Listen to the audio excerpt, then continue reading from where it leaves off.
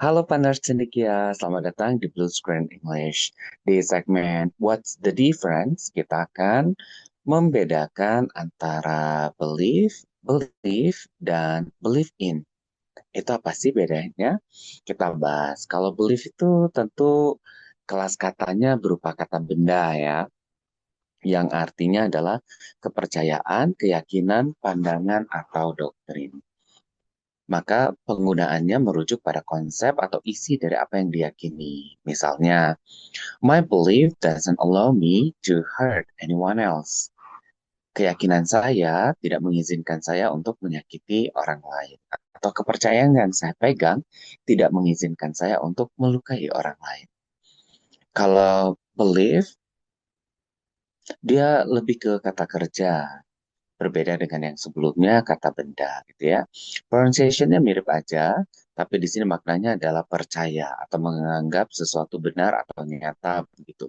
Merujuk pada tindakan, entah tindakan mental yang menerima sesuatu sebagai kebenaran. Contohnya adalah I believe his story because he is a very honest person. Saya percaya kok dengan ceritanya dia karena dia adalah seorang yang sangat jujur, begitu ya.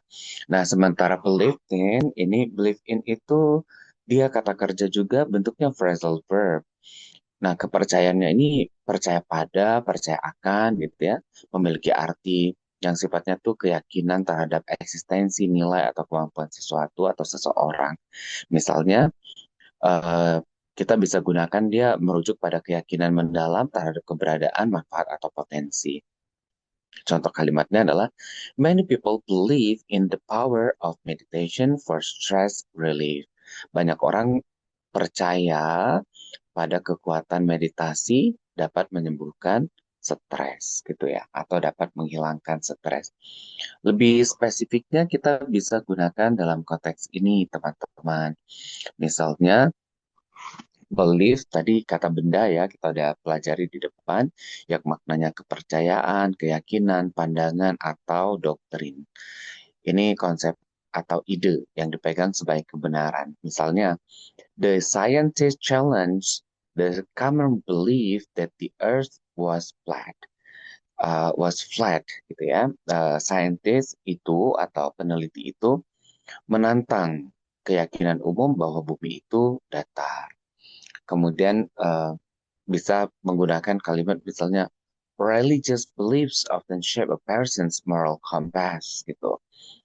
Keyakinan beragama seringkali menjadi kompas atau arah moral bagi seseorang gitu ya. Dari pegangan moralnya dalam dalam konteks keyakinan dia beragama gitu.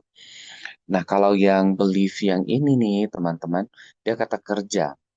Maknanya sih percaya, maka dia merujuk kepada tindakan mental, menerima atau sesuatu itu benar, nyata, atau jujur.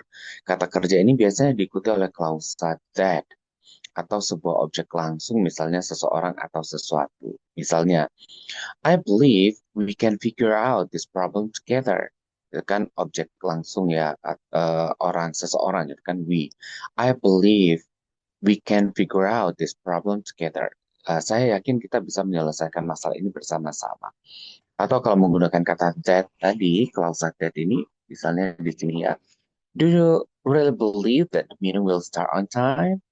Yakin gak sih kalau rapatnya bakal tepat waktu gitu, akan dimulai tepat waktu? Itu dia jadi belief yang ini. Tapi keliru ya kalau kita misalnya bilang, do you believe God? Atau do you believe ini ya, do you believe uh, gosh gitu ya. Di sini kalau kita bilang do you believe God atau kita bilangnya do you believe gosh gitu, maka ini jadi keliru nih teman-teman. Kenapa keliru? Karena penggunaan yang tepat harusnya pakai believe in. Jadi do you believe in God gitu ya, do you believe in gosh begitu. Nah, maknanya seperti yang berikutnya ini. Believe in itu digunakan dalam bentuk kata kerja frasa atau biasa kita sebutnya phrasal verb gitu ya. Percaya pada atau percaya akan. Jadi kaitannya tuh bisa ke eksistensi tertentu, misalnya Tuhan, hantu. Makanya tadi salah kalau do you believe God gitu. Tapi do you believe in God? gitu ya. Kemudian em, nilai atau manfaat sesuatu, misalnya tentang cinta, sistem, dan seterusnya. Kemampuan seseorang atau kepada potensi juga bisa. Contoh kalimatnya, if you just believe in yourself, you can achieve your goals, gitu. Kalau Anda yakin dengan diri Anda sendiri, Anda pasti bisa meraih impian-impian Anda atau tujuan-tujuan Anda gitu ya. Atau they hire a coach who strongly believe in teamwork and collaborations. Mereka memperkerjakan seorang pelatih yang sangat meyakini atau sangat percaya akan kerja sama tim dan kolaborasi. Nah, kalau isu yang lagi rame, expressionsnya itu yang disampaikan oleh Panji Pragiwaksono, yang menurut keyakinan saya itu pakai apa ya?